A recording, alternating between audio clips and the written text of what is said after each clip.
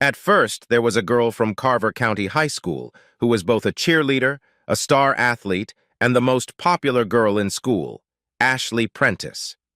Ashley is the daughter of Marilee and Owen Prentice, one of the wealthiest couples in town.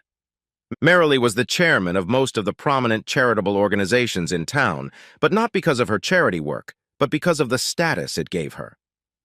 Owen owned over 50% of Normal Trust, the largest and most prestigious bank in town, as well as all or part of several retail businesses on Main Street.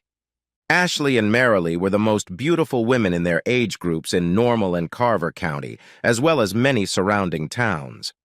2 years older by 2 years, Ashley's brother Storm, that's his nickname, his real name, Reginald, he hates, was different from the rest of the family.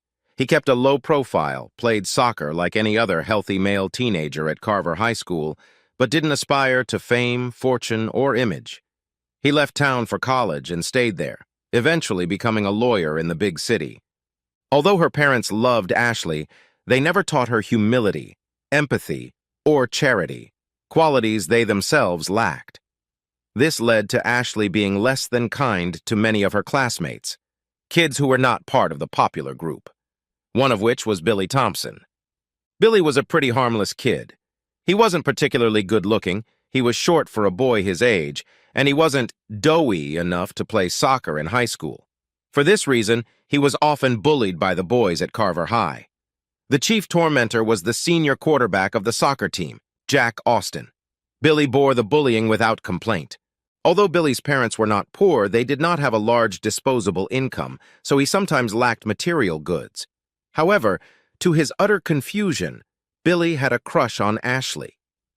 Billy and Ashley were in the same class, junior high, at the time this story began. Billy's crush was not unusual, as many boys Ashley's age had crushes on her, but he didn't have the smarts to hide it. As a result of Billy's crush on Ashley, he was teased mercilessly by boy classmates who had not already bullied him, scorned by many female classmates, and teased by many of those who did not tease or scorn him. Despite his situation, working part-time, he had saved up enough money to buy tickets to the school prom and even rent a luxury car, and had asked Ashley to go with him, so far in advance that no one else would have had time to do so, not even the aforementioned soccer star Jack Austin. Ashley was shocked that someone of Billy's stature had the nerve to ask her to do that. Thank God he at least did it over the phone, as he would have probably pissed his pants in person. It gave her time to think without showing the contemptuous look on her face that would have been obvious if he had asked in person. She decided that Billy should be put on the spot. So after a meaningful pause, she began to question him in a flirtatious manner, and after some gloating, she said, "Yes, but I'm a little worried, Billy, that you won't have enough money to buy me a suitable boutonniere tiara or other items I'll need." An excited Billy assured her that he could if he worked longer at his part-time job, and asked her to confirm that she would go with him. "We have to keep this a secret, though," she whispered over the phone, "or my status-seeking mother might interfere. Also, we have to talk about this exclusively over the phone, not in person at school." Since Ashley's yes was beyond his wildest dreams, Billy was willing to agree to all the terms. Thus began the most ruthless and prolonged prank in the history of Carver High School. Ashley coaxed her close friends into absolute secrecy and told Billy every week or so what she required for prom. The list included a tiara, the first of which she'd rejected because it wasn't shiny enough, a stole, a pair of ugly shoes she wasn't going to wear but had just given to the local Goodwill, various bottles of perfume, and jewelry. Billy spent all the money he had earned and had in his bank account as gifts from his grandparents, but he knew it was all worth it. Especially since whenever he saw Ashley in the hallways of the school, she smiled at him, even though she had never spoken to him in person.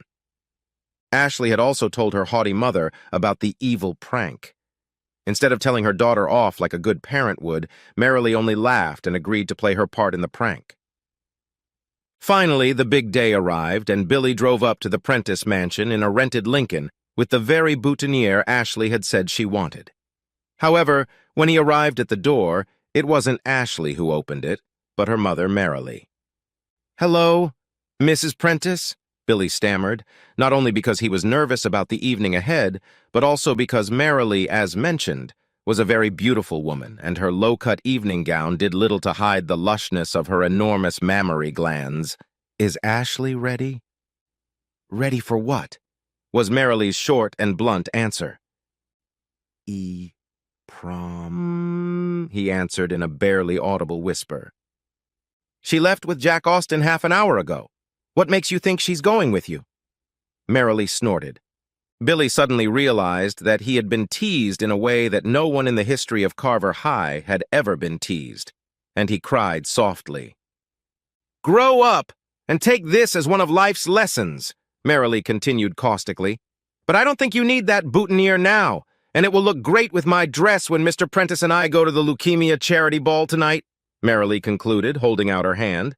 Completely shattered and struggling to hold back tears, Billy handed over the boutonniere, and the door immediately slammed shut in his face, even without a word of thanks from Marilee.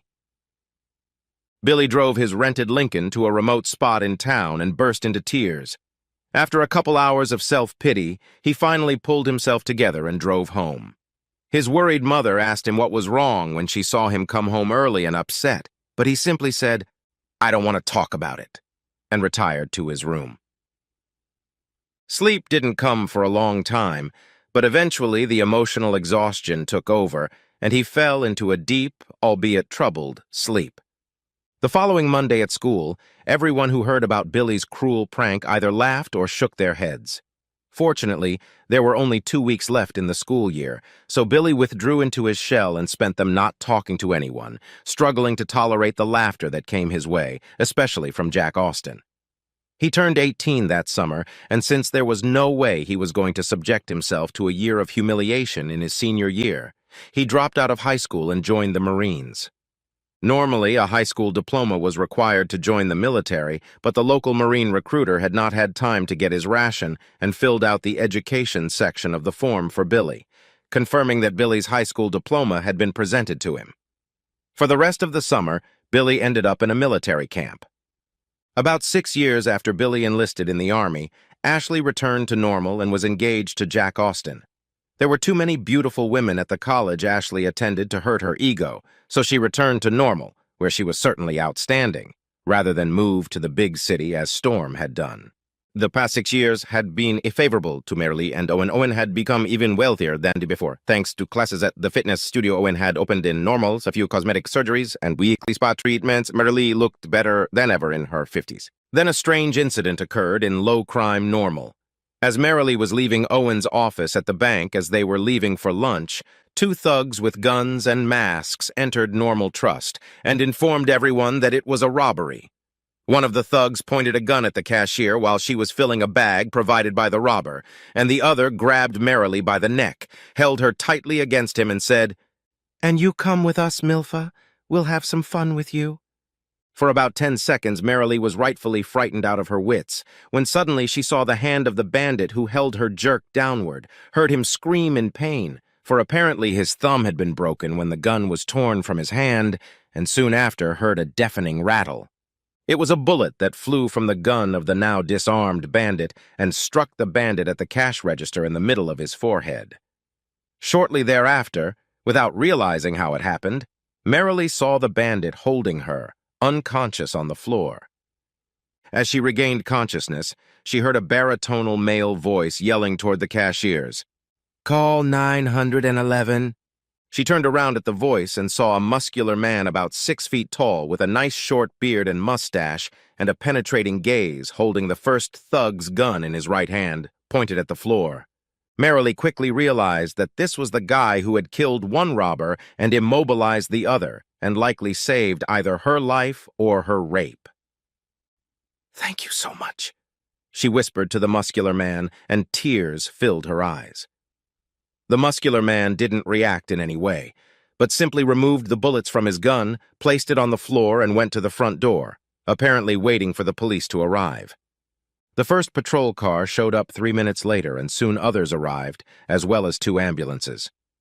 The muscular man met the first police officers at the entrance, showed them some kind of identification, and when the detectives arrived, they sat down in chairs in the vacant bank teller's room and talked to the muscular man.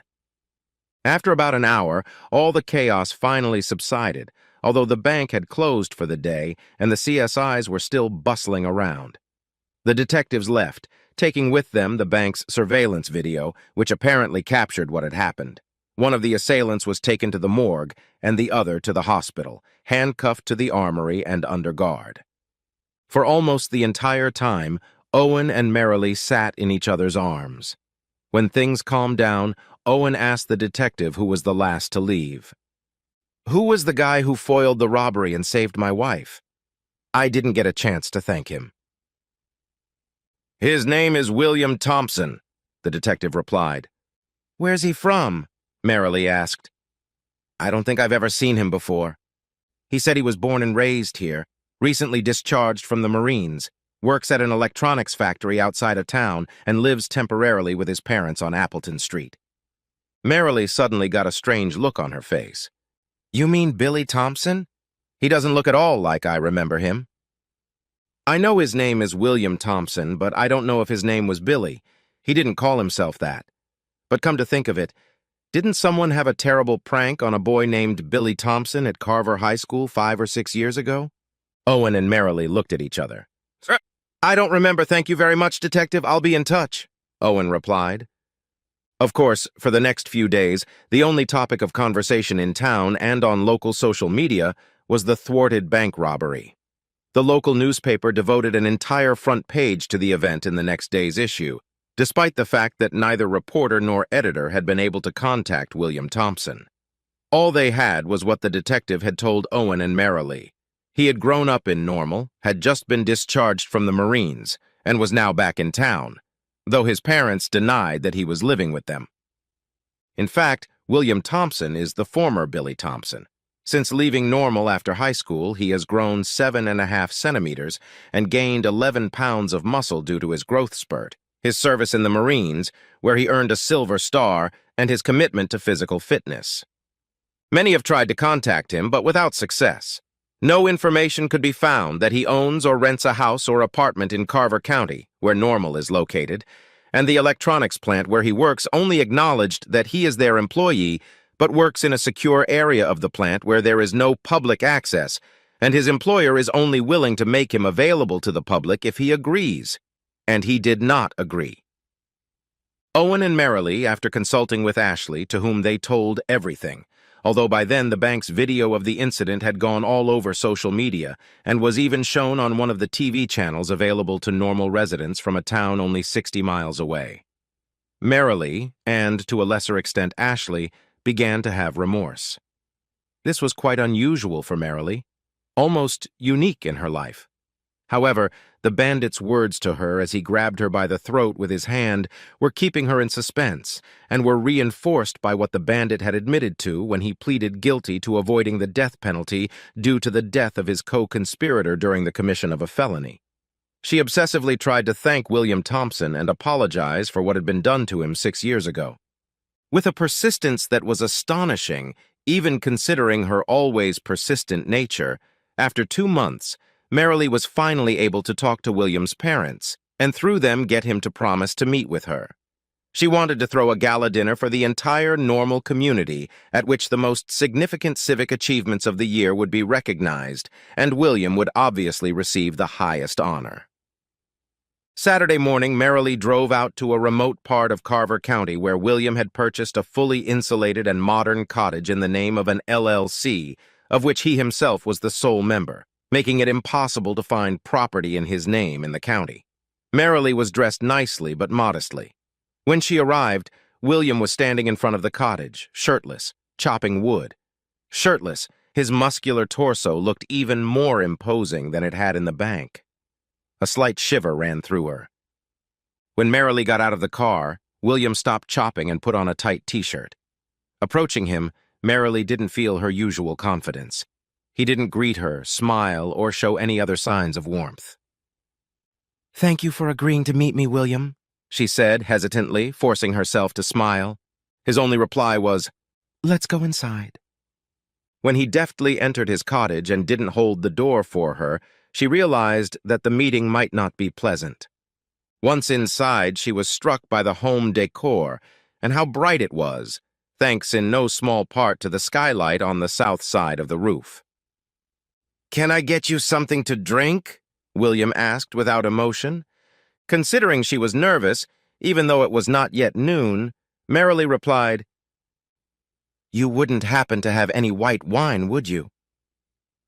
"I have a Cloudy Bay Sauvignon Blanc from New Zealand," he replied, shocking her to the core since it was her favorite white wine, which was hard to find in Normal.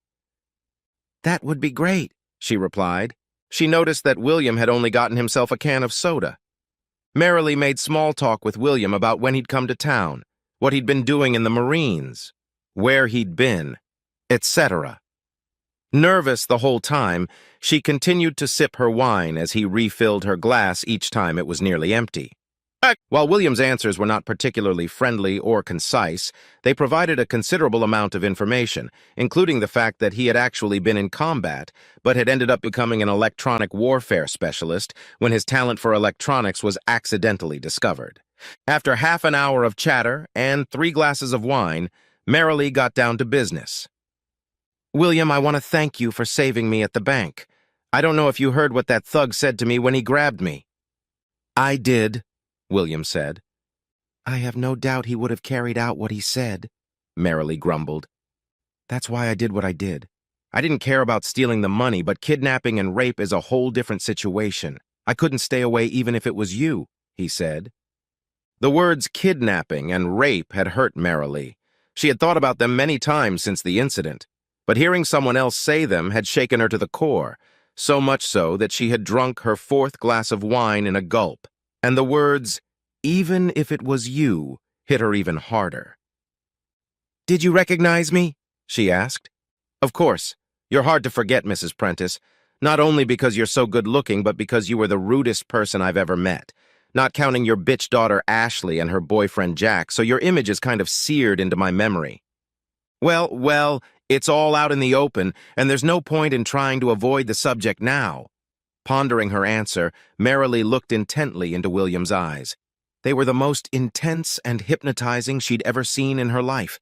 His physical transformation from the harmless 17-year-old who'd shown up at her door 6 years ago, given his service in the Marines and growing up, was understandable.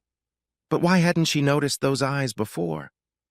Maybe because there had been tears in them then. And maybe they'd changed, too. I really don't know what to say," she stammered, enduring his stare. "I don't think Ashley and I could have been any more cruel to you. I've always regretted it." "But when did you regret it? After I saved your ass?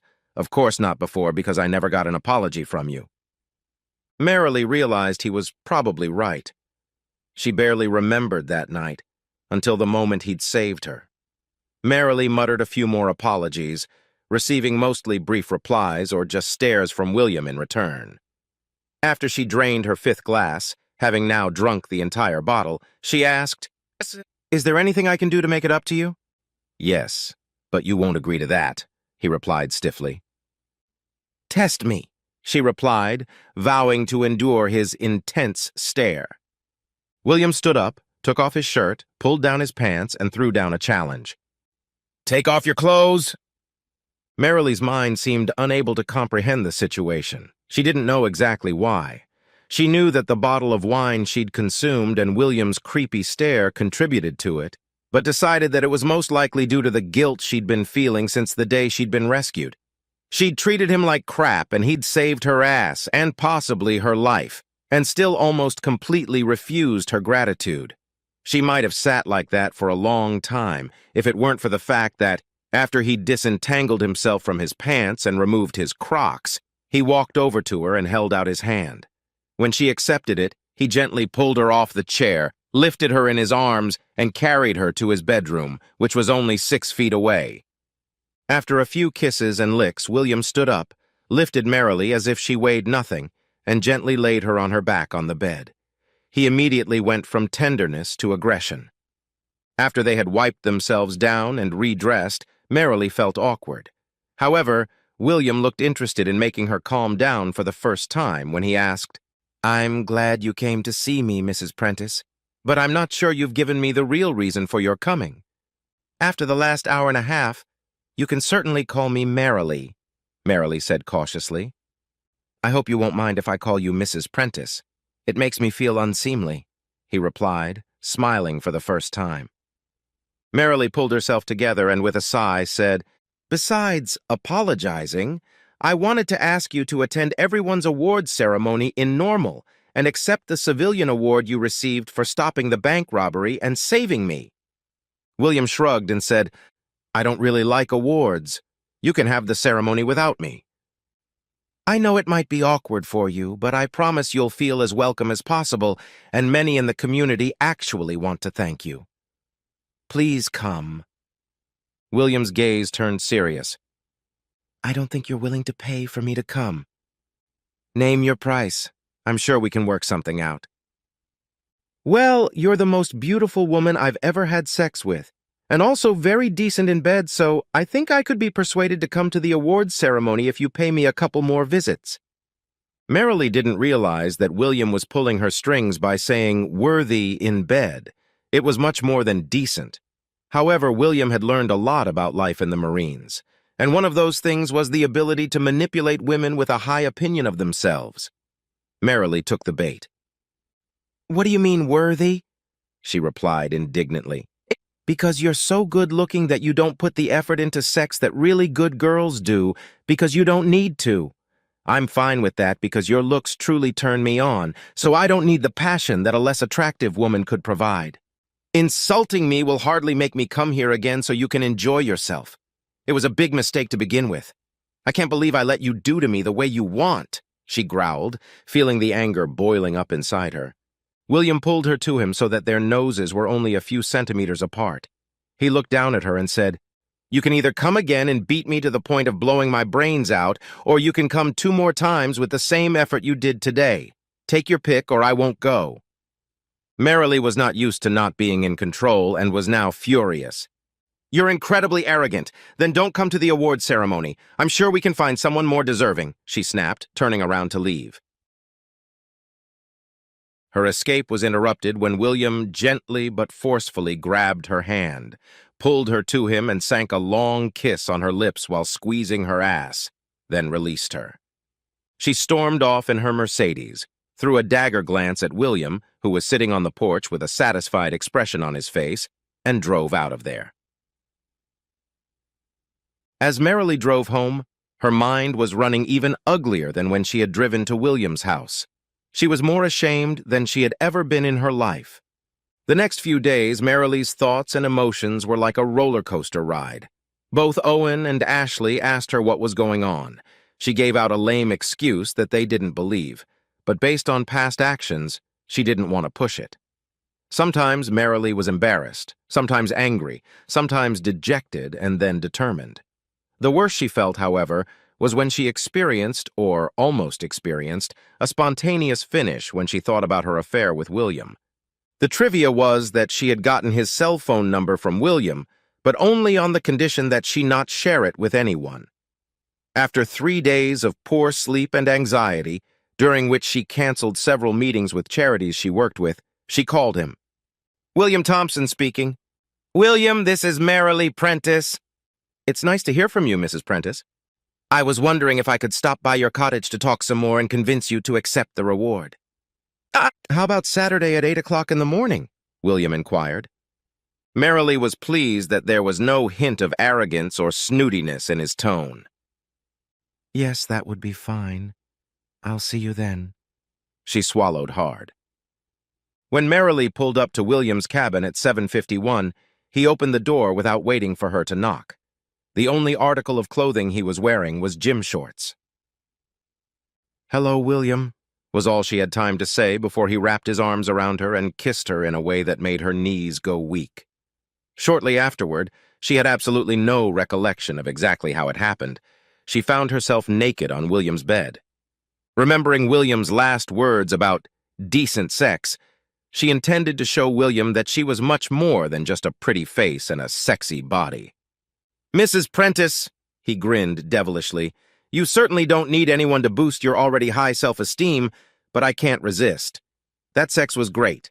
I just can't imagine how it could have been better. You are just a magnificent piece of ass." For some reason, this gave Marilee a rush of emotion. Marilee, as she had been just a few months ago, would have considered the comment rude and William a bore. However, the current Marilee was brimming with pride and even shed a few tears, and a smile played across her face and heart. "Since you are now my best ass, I'm not done with you yet," William grinned as he turned her over onto her stomach. "Just enjoy. You are to be rewarded for the best sex of my life." A short while later, the clock showed 1 o'clock in the afternoon. She was awakened by a naked William. "Time to get up, sleepyhead. Your phone has rung a dozen times. People need you," he grinned. Marilee was like a zombie, as William helped her into the shower and washed her all over. By the time they were done, she was almost back to normal. After they got dressed, William enclosed her in a hug. "Since you've arranged the best sex of my life, I'm coming to the awards ceremony. When, where, and what time?" Marilee smiled. "I'll contact you for details, certainly within the next month." After a long kiss goodbye, Marilee walked on unsteady legs to her Mercedes and drove away. It took all her attention not to get into an accident. For some reason, Marilee found it necessary to visit William every Saturday for the next month to discuss some aspect of the awards ceremony. Amusingly, while the discussion usually took only a couple minutes, her stay at William's cottage dragged on for a couple hours. During the discussion, William explicitly told Marilee that if Ashley was going to be at the ceremony, she should never approach William or attempt to speak to him. Marilee agreed. Finally, the momentous evening arrived. Despite William's assurances that he would definitely be there, Marilee was still nervous that he might not be there to get back at her for the evil prank she had helped set up for Ashley 6 years ago. She hoped that their sexual relationship, which William enjoyed as much as she did, would eliminate the awkwardness of his no-show.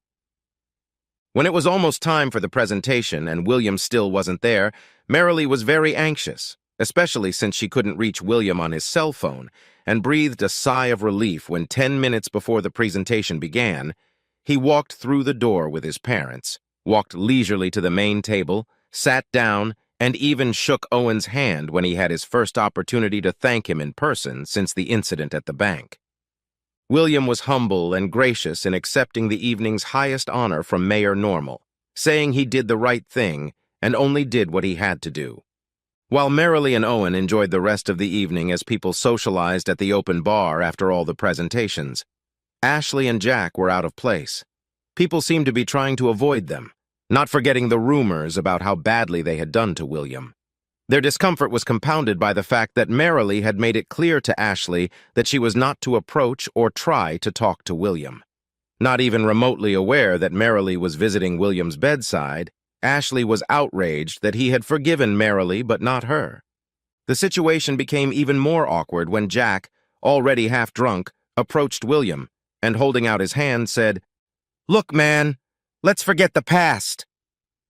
William looked at him with a snarl, glanced contemptuously at his hand, and stepped back.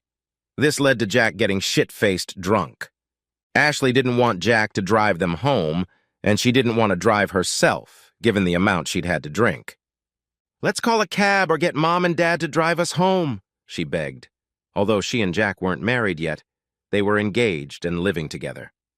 "Hell no," he replied angrily. "I'm fit to drive." Against her better judgment, to keep the peace, she got into Jack's Tesla. William left the ceremony to drive his proud parents home shortly before Jack and Ashley left. He was driving at the speed limit and was upset when the Tesla whizzed by, passing where the double yellow line was and seemingly failing to control. "This guy is a walking accident just waiting to happen," his mother complained. They hadn't traveled more than half a mile when they rounded a sharp curve and saw the Tesla hit a tree. A car traveling in the opposite direction stopped, and its driver got out to look at the accident. William got out of the car and went to see if he could help. The driver of the other car yelled out, "Be careful, electric cars can catch fire!" William looked into the car and saw that the airbags had deployed. The people were probably still alive but unconscious. and he could already hear cackling. He managed to open the driver's side door and unbuckle the seatbelt. He pulled the driver out and carried him a good 15 meters, then went back for the female passenger. The passenger side door didn't work, and the passenger's seatbelt was jammed. William went back to his car, got a knife, cut the seatbelt, and pulled the woman out just as the car began to be consumed by flames. Both he and the woman suffered minor burns, but nothing serious. But a few more seconds and the situation would have been dire. An ambulance and police arrived. Under state law, in the case of an accident with serious property damage and injuries, the police have the right to draw blood for testing without a person's consent. Of course, Jack and Ashley were in the Tesla, still unconscious when they were taken away in the ambulance. At that point, due to the darkness and other circumstances, William did not know that the people he had rescued were Jack and Ashley, although he suspected it. Police interviewed William, his parents, and the other driver, whose wife had filmed the scene on her iPhone. William was treated at the scene by a paramedic, but because the burns were only first degree and covered a small portion of his body, he refused to be transported to the hospital. On Monday, 2 days later, this car accident made the front page of the local newspaper. On Monday, the video was shared on social media. Accompanying the front page article was a photo, apparently taken from the video, of William carrying Ashley to safety while a car burns in the background. That William had just hours earlier received the town's highest award for bravery and now repeated another act of heroism was seen as one of the most amazing circumstances in Normal's history. Monday night on the telephone, Marilee thanked William sincerely and heartily for saving her little girl. "I didn't know it was Ashley and Jack at the time," he said. "But you would have saved them anyway, wouldn't you?" Marilee asked. "Yes, of course I would," William replied, slightly offended that Marilee had even asked that. There's a big difference between an evil prank and letting people die. They discussed how Ashley was feeling in the hospital. Her and Jack's injuries weren't life-threatening and they'd be discharged in a day or two, and how the awards ceremony had gone. Then Marilee asked, "Would it be all right if I came to see you Saturday morning?" William didn't have to think long about it. Even though he was itching to start dating again, now that he was settled in Normal, having one of the two most beautiful women in the area, even if she was 50 years old, relieving his arousal was very satisfying. 8 o'clock in the morning, okay? He asked. "See you then," Marilee replied.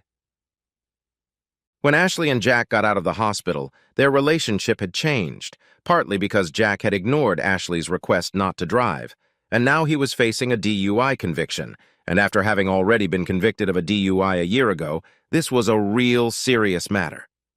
When Ashley read the newspaper article about who saved her and saw the video on social media, she wasn't just embarrassed, she was mortified and ashamed. Like Marilee, after all, she is her daughter, she felt remorse for the way she had treated William in the past and felt a strong need for him to accept her gratitude for saving her and forgive her for past transgressions. However, as with Marilee, he refused to return her calls, even though she had solicited his mother's phone number. 3 weeks after her discharge from the hospital, Ashley returned home and she and Jack took a break. Jack hoped it wouldn't be forever, but Ashley was beginning to think it might be exactly forever. Although the initial embarrassment of being rescued by William and his obvious contempt for not even allowing her to thank him had dissipated somewhat, she realized that, until she apologized and thanked William, there would always be an emptiness in her heart. She needed absolution. Although Marilee had been extremely and unnecessarily vague about how she'd managed to get William to forgive her and come to the awards ceremony, Ashley was able to deduce that despite his aloof attitude, she'd visited William at his home and essentially begged for forgiveness. She suspected that there may have been an exchange of money as well, and figured she could at least offer to pay for all the stuff he'd bought for her in high school as part of her evil prank. Since there was no documentation of William's residency, his parents refused to tell, his employer considered the information confidential given William's position in the company, and Marilee stubbornly claimed to know nothing. Ashley hired a private investigator using money from a trust fund her grandparents had set up for her, which she had recently gained access to. Since the private investigator was able to bribe someone, DMV records, and was able to install a beacon on William's car when it was parked at his parents' house. He had an answer 10 days later. The following Friday afternoon, Ashley waited in an inconspicuous rental car at a gas station near the intersection where William needed to turn around to get to his home from the factory where he worked. A little after 7 p.m., she saw his car swerve. She waited 10 minutes and then drove to his house. With great trepidation, she climbed the steps and knocked on the door. When William opened, he was wearing a t-shirt and shorts. This outfit fully showed off his muscular body. She had never noticed before, and his appearance had definitely changed in the last 6 years, that his eyes were more penetrating than any she had ever seen. "I know you don't want to talk to me, William, but I beg you to let me in and talk. I swear that after I speak, I'll leave you alone." "How did you find me?" "I hired a private investigator. I'll also take the tracker off your car when I leave, I promise." "Does your mom know you are here?" "See, no. She would never tell me where you live, or even if she ever visited you here, and I assume she did, since you seem to have forgiven her for the part she played in that evil prank I played on you 6 years ago. Please, William." William's curiosity was piqued, as was his one-eyed friend's, because even though Ashley was probably still evil, she and her mother were still the most beautiful women in a 50-mile radius. Without a word, William opened the door and stepped aside so she could enter. As soon as she crossed the threshold, he asked, "Would you like something to drink?" "If it's not too much trouble and you have a glass of wine, that would be nice." When William poured a glass from a bottle that looked like it was her mother's favorite white New Zealand wine, Ashley found the coincidence surprising but said nothing. William took a can of soda for himself. Taking a sip and draining her glass to gather her wits, William immediately refilled it again. She began, "First of all, Current, I want to thank you sincerely for saving my life. Jack was a fool to get behind the wheel drunk, and I was just as foolish to let him do it. I've broken up with him, and I don't think I'm going to do it again." "I don't care," William answered, making her throat catch. I don't think so," Ashley stammered, losing all the confidence she'd had when she'd walked in. "Anyway, it's the absolute truth. You saved my life, and I'm very grateful." After waiting for no reaction from William, Ashley swallowed and continued. "I was a narcissistic bitch in high school, was a horrible person, but the worst thing I ever did was the mean prank I pulled on you. It was mean, disgusting, horrible, and every other negative word that can be used to describe it. I want to make it up to you. First, I want to reimburse you, with interest for 6 years, for all the money you spent on me. Please let me do that." "Why?" "Because it will, at the very least, improve your financial situation and make me feel better about myself." "Is this just about you again, Ashley?" No, William," she replied, draining her glass again, tears streaming down her cheek. "I swear I want you to forgive me. It will help you as much as it will help me." "What makes you think I'm capable of forgiveness?" "Because you've grown into a strong, handsome, confident man, and because you forgave my mother." "You think because I forgave her, I should forgive you?" "Yes, I'll do whatever is necessary for that forgiveness." "Will you?" William asked, standing up and looking into Ashley's eyes like a cobra at a squirrel. Ashley felt a chill run through her body, the likes of which she had never felt before. Yes, she stammered. William pulled off his shirt, pulled down and out of his shorts, then took Ashley's hand and pulled her from the chair. Ashley was mesmerized by William's body. She didn't resist when he pulled her to him and kissed her, nor when he picked her up in his arms and carried her into the bedroom. 2 hours and a few more finishes later, Ashley fell asleep in William's arms, emotionally and physically exhausted and probably hadn't moved all night. Before falling asleep, William thought, "I wonder what the reaction will be when Merrily gets here tomorrow morning at 8 o'clock. With a smile on his face, he fell asleep.